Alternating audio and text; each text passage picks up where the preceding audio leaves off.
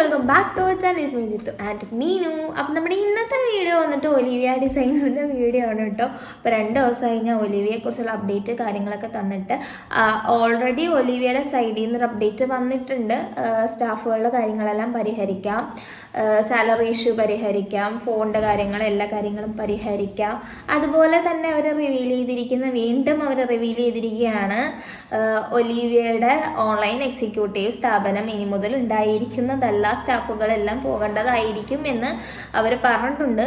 ഞാനതുകൊണ്ട് 2 ദിവസം ഒന്ന് വെയിറ്റ് ചെയ്തിരിക്കുകയായിരുന്നു. ഇനി എന്തെങ്കിലും വീഡിയോസ് കാര്യങ്ങൾ വരുന്നുണ്ടോ ഇല്ലയോ ഒന്നും അറിയത്തില്ലല്ലോ, അതുകൊണ്ട് ഞാൻ നോക്കിയിരിക്കുമായിരുന്നു.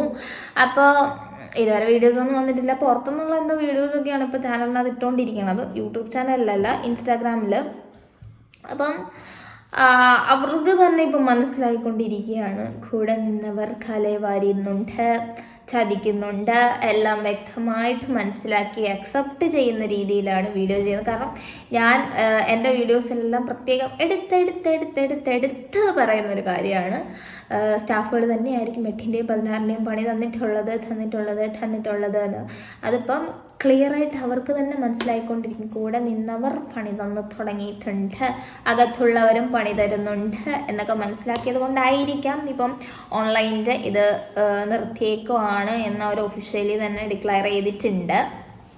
നമുക്ക് നോക്കാം ഇനി അവർ വീണ്ടും മാറ്റി പറയുമോ അതോ ഓൺലൈൻ എക്സിക്യൂട്ടീവ്സ് തന്നെ ആയിട്ട് മുന്നോട്ടേക്ക് പോകുമോ ഒന്നും അറിയില്ല.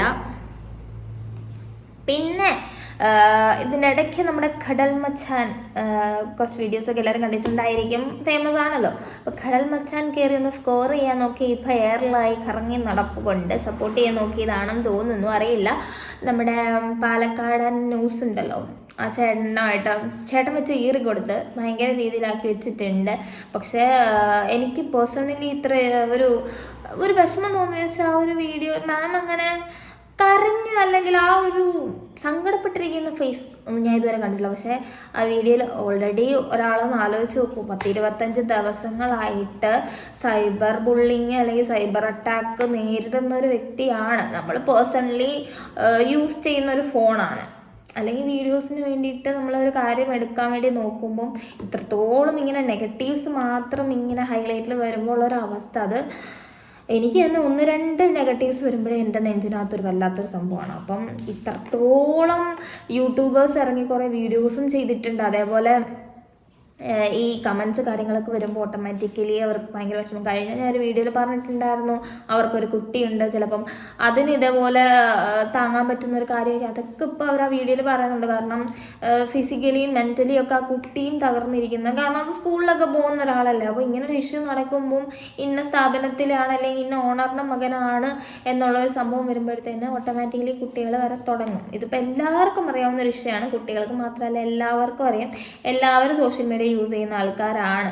അപ്പം എല്ലാ രീതിയിലും അവർ നല്ല രീതിയിൽ തളർത്തിയിട്ടേക്കാണ്. കാരണം ഇപ്പം എന്ന് വെച്ചാൽ ആ ഒരു വീഡിയോ കാണുമ്പോൾ ചിലപ്പോൾ സങ്കടം തോന്നുന്ന ചില കാര്യങ്ങൾ പറയുന്നതിൽ ദേഷ്യം വരുന്നുണ്ട്. കാരണം അവർ പറയുന്നത് എല്ലാ യൂട്യൂബേഴ്സിൻ്റെ നേരെ ലീഗലി പോകും, അതാണ് ഇതാണെന്നൊക്കെയാണ്.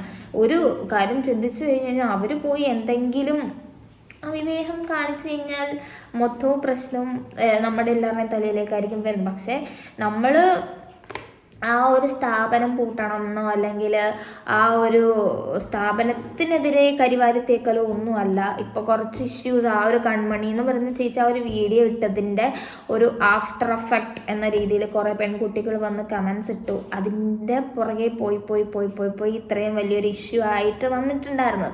അപ്പോൾ ഇത് അവരിതെല്ലാം സോൾവ് ചെയ്യാം എന്നാണ് പറഞ്ഞേക്കുന്നത്. പക്ഷെ ഇതിനകത്ത് ആ ഒരു വീഡിയോയിൽ കൺമണി ചേച്ചി ഇങ്ങനെ കുത്തി നോവിക്കുന്ന ഒരു സംഭവം പറയുന്നുണ്ട്.